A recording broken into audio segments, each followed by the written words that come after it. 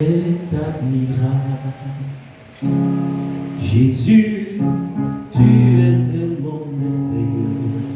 Tout ce que tu fais est admirable. Jésus, tu es tellement merveilleux. Tout ce que tu fais est admirable.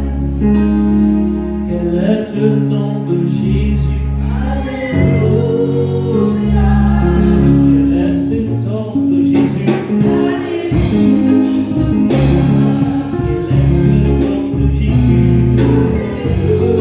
Alléluia. Quel est ce nom de Jésus? Alléluia. Il nous unit au Père.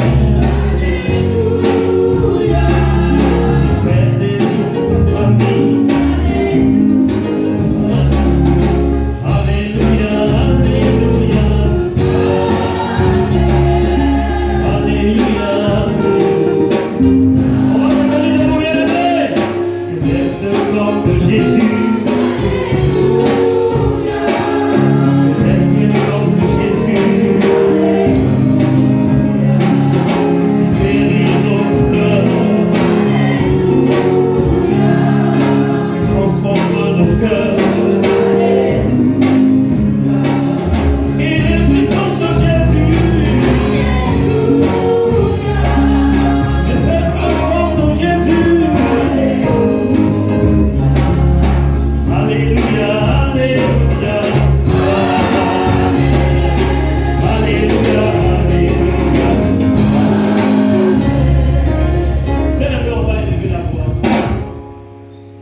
Et nous allons soumettre notre cœur, l'entendement de notre cœur, à la présence de Dieu. Ce Jésus qui transforme nos vies, qui la répare, qui la guérit. Ce Jésus qui nous unit au Père. Ce Jésus qui veut faire de nous sa famille. Prions ensemble le Seigneur et demandons-lui ce matin de nous parler et que nos cœurs soient transformés. Prions ensemble, bien. 11.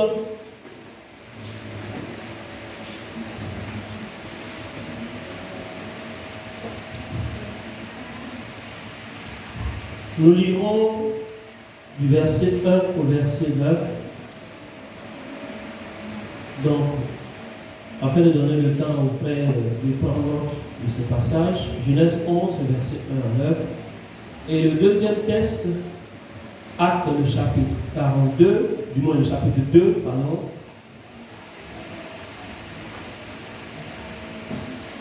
Du verset 42 à 45. Donc, je reprends. Genèse 11, 1 à 9, Acte 2, 42 à 45. Alors, bien aimé, de ces deux portions de texte se dégagent plusieurs pensées. Mais celle que nous voulons retenir ce matin, c'est la notion de la collaboration. Alors, parce que ce sujet-là est très vaste, nous voulons le circonscrire autour de nos objectifs que nous allons nous fixer ce matin. Alors, si nous exhortons le peuple de Dieu à retourner à la dynamique de la collaboration présentée dans les Actes des Apôtres bien-aimés, nous voulons amener chacun de nous à saisir la vraie notion, sinon la bonne notion de la collaboration en ces temps de la fin dans lequel l'Église est engagée. Quelle est cette notion? Qu'est-ce que nous retenons? Qu'est-ce que nous comprenons par là? Et que ce matin, le Seigneur nous donne cette grâce de saisir la notion de la collaboration.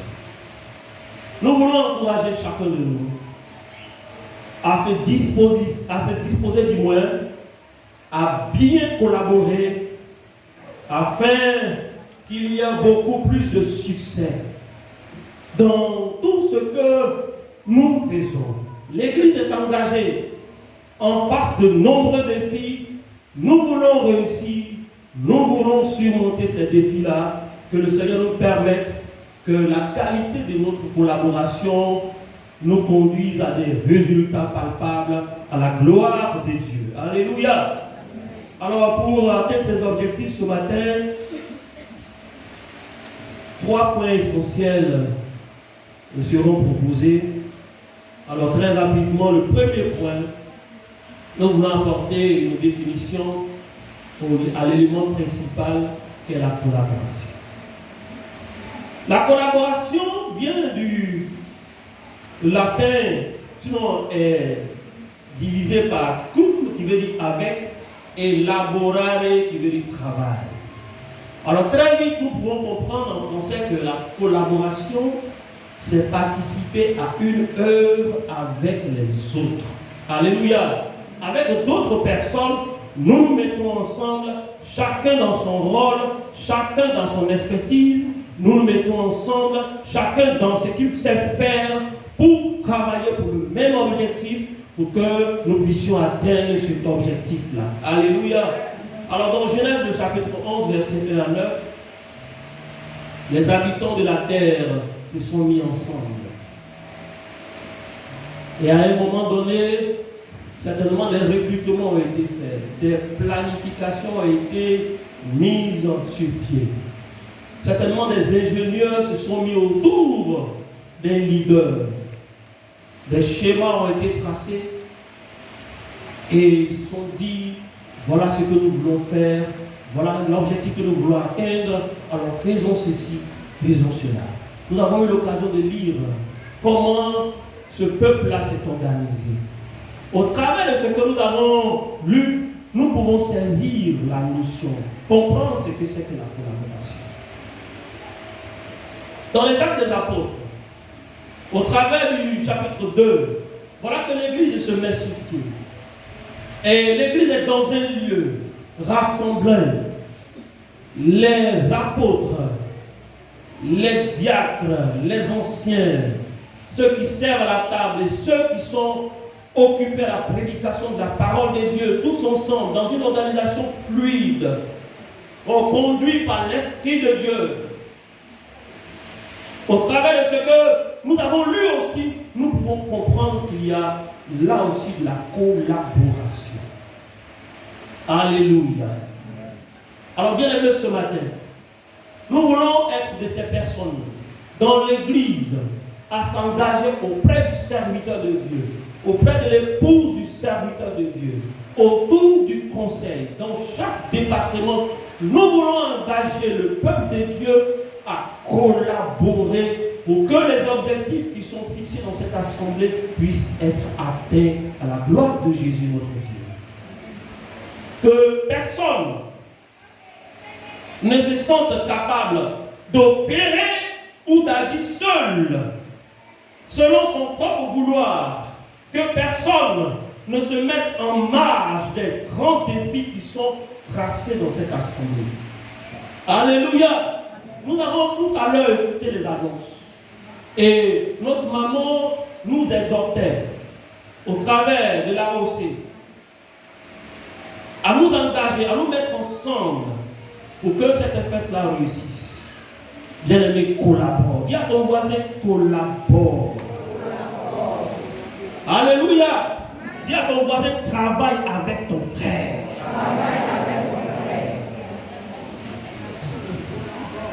Le deuxième point que nous voulons présenter, c'est que cet élément est tellement important que le Seigneur même s'inscrit dans cette notion de la collaboration.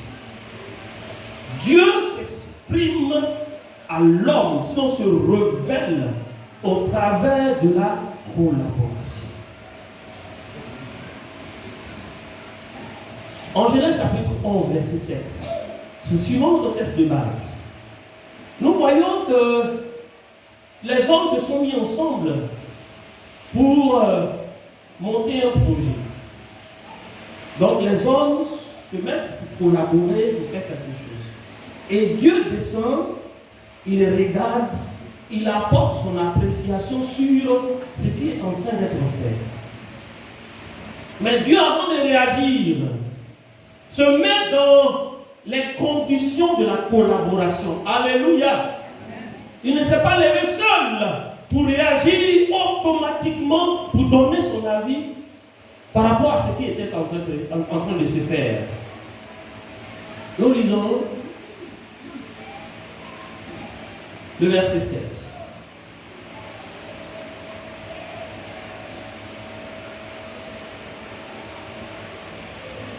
Genèse chapitre 11, verset 7.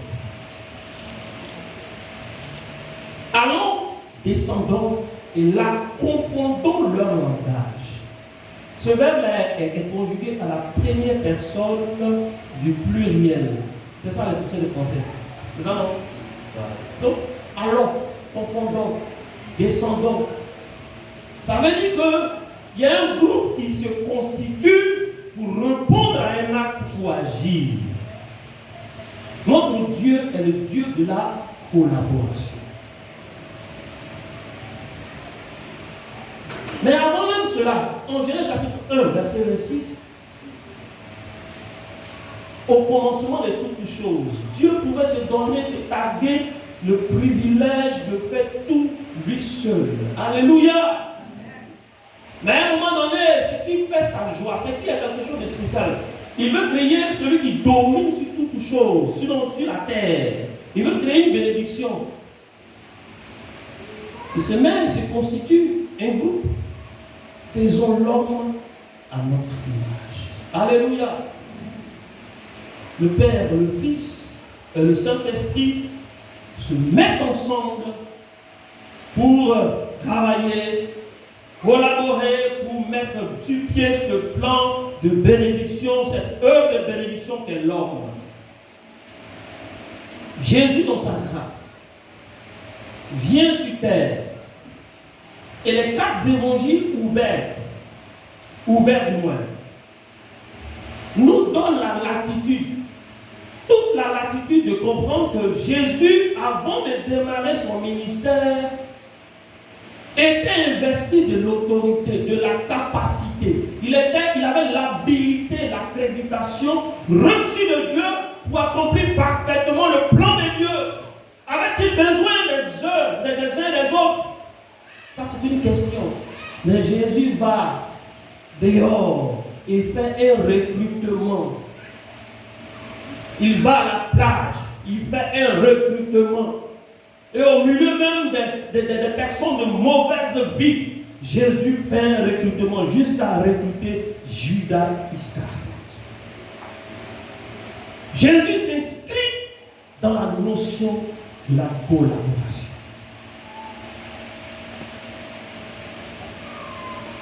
Alors, quand il va mourir, quand il va sortir du tombeau, quand il va monter, bien-aimé, nous avons sa promesse que nous ne restons pas seuls. Et le Saint-Esprit descend pour appliquer à nos vies, pour appliquer à la vie des croyants, la notion de la collaboration. De sorte que désormais, chaque chrétien est connecté à Dieu, est connecté au roi de gloire et collabore avec le Dieu de gloire par le Saint-Esprit. C'est pourquoi, bien aimé, dans les temps les derniers, nous qui attendons le retour de Jésus, ce Jésus qui revient bientôt, et les signes se présentent à nous. Les signes sont dans nos maisons, dans nos salons, dans notre téléphone. Nul ne dira qu'il n'y a pas reçu ce signe. L'actualité abonde des signes du retour de Jésus. Mais, là encore, le Saint-Esprit et l'Église se mettent ensemble et soupirent après ce retour. Apocalypse chapitre 22, verset 17. L'épouse et l'Esprit disent, Seigneur, viens maintenant. Alléluia! Une forme de collaboration qui est là. Alors, bien aimé, je veux faire comprendre ce matin à chacun de nous, sinon le Seigneur voudrait faire comprendre ce matin, que Dieu a mis en nous les germes de la collaboration. Et celui qui ne collabore pas, qui se met à part, n'a pas saisi ce que Dieu veut.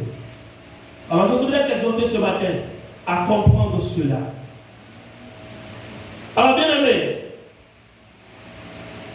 si en Genèse chapitre 11, Dieu a détruit, il a mis en pièces et il a fait cesser la collaboration de ces hommes-là.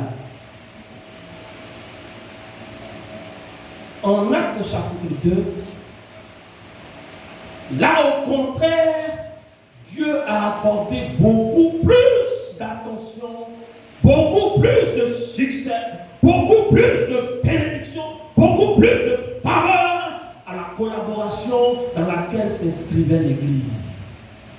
Alors nous nous demandons, bien aimés, ce matin, quelle est cette collaboration qui doit animer chaque chrétien, chaque enfant de Dieu, pour que le succès de chaque collaboration soit palpable. Alléluia. Pour que nous ne connaissions pas d'échec.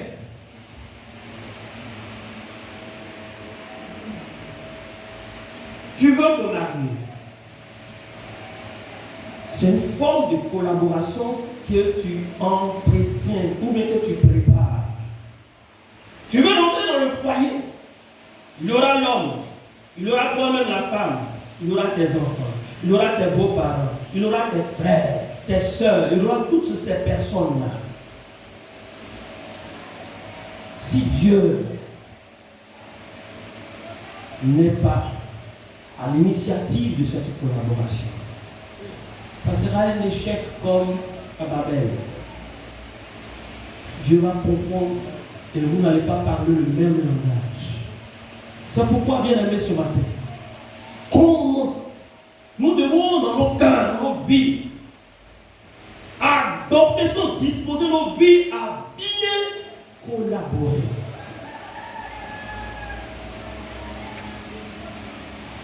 La collaboration que Dieu n'approuve pas, c'est la collaboration de la tour de Babel. Dieu n'est pas d'accord avec les initiatives qui se prennent sans lui. Les groupes qui se forment sans son consentement. Les projets qui sont montés, des projets pharaoniques.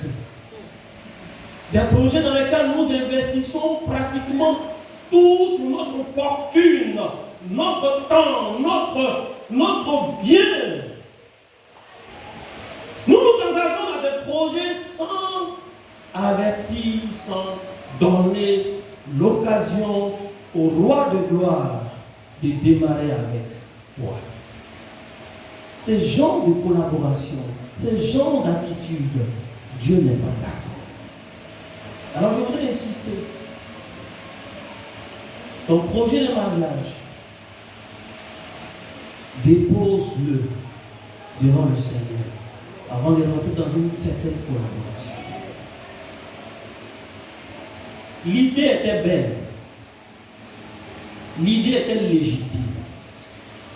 Parce que on est appelé à évoluer, on est appelé à se marier. Et à la tour de Babel, c'est normal de créer un environnement qui nous sied. C'est bon. Elle est belle, elle est jolie, il a l'argent, il a tout. Mais qui te dit que tu dois rentrer dedans? Alléluia. Amen. Dieu n'approuve pas les collaborations qui ressemblent à la collaboration entre Marie et Aaron. Nombre chapitre 12, verset 1.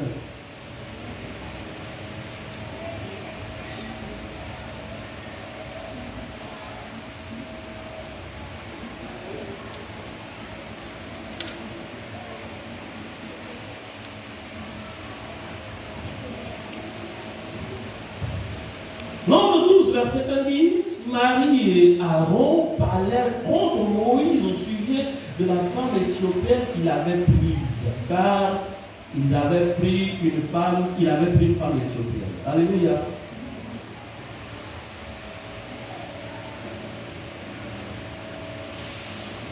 Nous avons des attitudes parfois qui frisent avec la rébellion,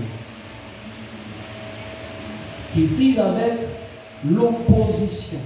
Bien aimé, dans l'église, il n'y a pas de parti politique opposant. Alléluia. Alléluia. Dieu n'est pas d'accord avec les groupes qui se forment pour critiquer. Mais il n'y en a pas ici. Dis à ton voisin, il n'y en a pas ici. Que Dieu te bénisse. L'une des collaborations que Dieu n'approuve pas encore, la collaboration entre Ananias et Saphira, là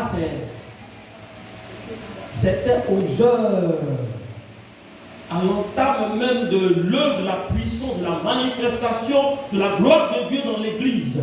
Nous nous trouvons aux premières heures de l'église où le Saint-Esprit est le... Oh non. Malheureusement, malgré la puissance, malgré la manifestation palpable de la puissance de Dieu, Saphira et son mari Ananias se sont donné ce privilège-là de monter un gros mensonge. Ils ont vu Barnabas vendre un champ et faire don à l'église. Mais Barnabas l'a tué. Hein? Alléluia. Bon, nous aussi on a fait. Donc j'ai dit, bon, on va monter un plan. On vend, ça va faire 1 million, le terrain. Mais quand on va venir à l'église, bon, on va dire qu'on a vendu le terrain à 500 000 et puis on donne tout l'argent. Et là, on va savoir que nous, on est aussi dans l'église. Nous, on est là aussi.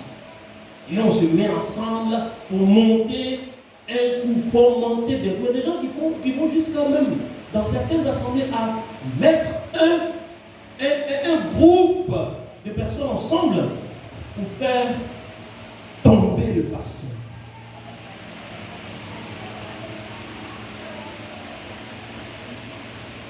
Cette collaboration ne s'y est pas. Et de ces 3 éléments que nous avons touchés, les conséquences sont graves. Aaron et Marie ont été frappés. Ananias et Saphira. Et une funéraille.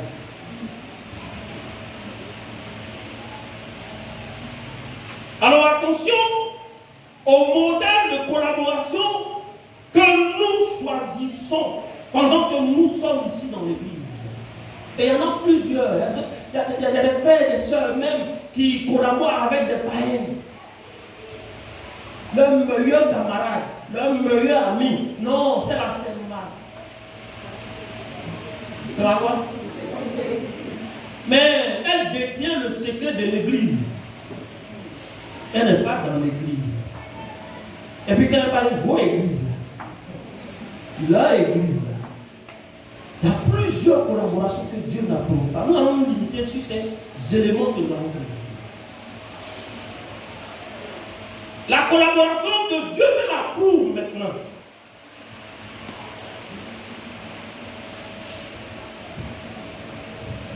C'est cette collaboration qui a été citée dans Actes chapitre 2, verset 42. Une collaboration vraiment complexe, enrichie de toutes les vitamines. Une collaboration parfaite. Voilà des personnes qui collaborent, qui sont dans un cadre béni de Dieu. Un cadre choisi de Dieu, un cadre où Dieu apporte son impact.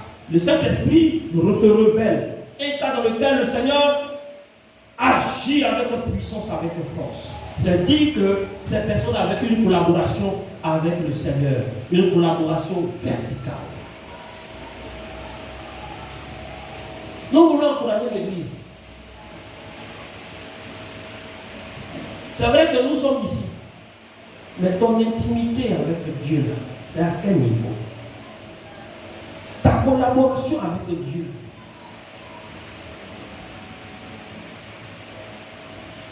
Comment tu t'y prends dans ta relation avec Dieu? Est-ce qu'il y a un temps engagé pour collaborer avec Dieu? Est-ce que c'est toute ta vie ou bien tu donnes un peu? Bien-aimés, soyons de ceux-là qui passent du temps dans la prière, dans la méditation de la parole de Dieu, qui sont remplis de l'Esprit de Dieu, qui écoutent le son, la voix du Seigneur devant toutes circonstances et qui sont orientés par cet Esprit-là. Alléluia! Une collaboration horizontale, c'est-à-dire, me voici que voilà, nous deux on est ensemble. Il y avait cette collaboration dans l'église primitive. Et c'est ce que nous venons de voir tout à l'heure. Barnabas et Paul. Paul, Timothée, Silas, Pierre et Jean. Mais quand on les met ensemble, quand on lit leur histoire, les différentes séquences des histoires qui nous sont présentées, au bout de chaque action, il y a un résultat parfait. Alléluia. Pierre et Jean montaient au temple. Ils sont ensemble. Eux, ils sont en train de parler de qui? De Jésus. C'est que Jésus a fait pour eux. Ils sont remplis de l'esprit. Leur collaboration a été, sinon fructueux, a abouti sur un miracle qui sont opérés. Et donc ensemble, on est là, on est ensemble là. On doit avoir des résultats parfaits. Quand vous êtes autour de l'homme de Dieu, il faut qu'il y ait des résultats parfaits. Alléluia.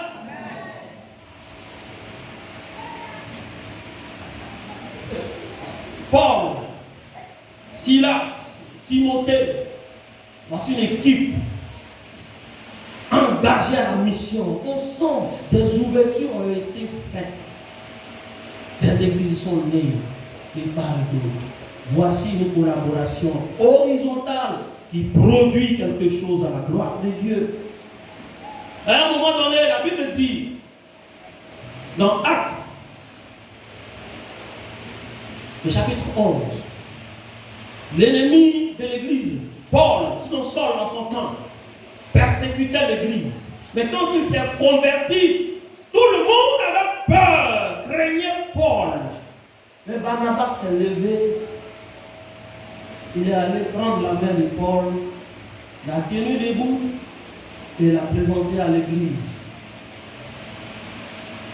Ce que Barnabas a fait là, si ce n'avait pas été fait, est-ce que les résultats, les preuves du travail de ce serviteur-là, nous les aurons?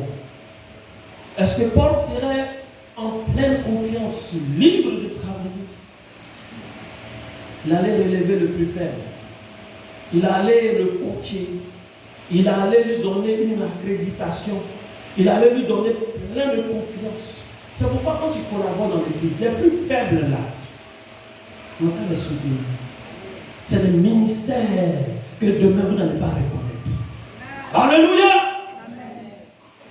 C'est des personnes qui seront bénies par Dieu, utilisées par Dieu. Ne négligeons pas les faibles commencements. Ne méprisons pas des personnes qui sont là au coin de la salle. Allons vers eux et parlons avec eux. Montons en eux le projet de Dieu. Montons dans leur cœur le projet de Dieu. Quand ils saisiront ce projet, bien-aimé, ils seront autre chose. C'est pourquoi, bien-aimé, à un moment donné, quand on dépasse Actes chapitre 16, on parle plus de Barnabas. C'est Paul maintenant qui est devant, partout, jusqu'à mourir, emprisonné du moins pour le Seigneur. Que Dieu bénisse sa parole dans ton cœur. Saisis cette notion de collaboration. Et vont en cela la main de Dieu, vont en cela la volonté de Dieu, vont en cela la signature de Dieu. Alors ce matin en conclusion, si en Genèse 11, la diversité des langues, la séparation, la confusion a été le produit d'un acte de collaboration mal monté à cause certainement du fait qu'il soit loin de Dieu. En Actes chapitre 2, le Saint-Esprit a fait descendre diverses langues. Alléluia! Et cela a créé une famille. Quand le Saint-Esprit est venu nous saisir pour que nous puissions collaborer, ça a créé une famille. Et aujourd'hui, nous faisons partie de cette famille. La famille de Dieu amenée à collaborer, appelée à bien collaborer, non seulement avec Dieu, mais avec nos frères. Et que le Saint-Esprit nous inspire de cette façon de collaborer. Que Dieu bénisse sa parole dans ton cœur. Nous allons bénir le Seigneur Jésus.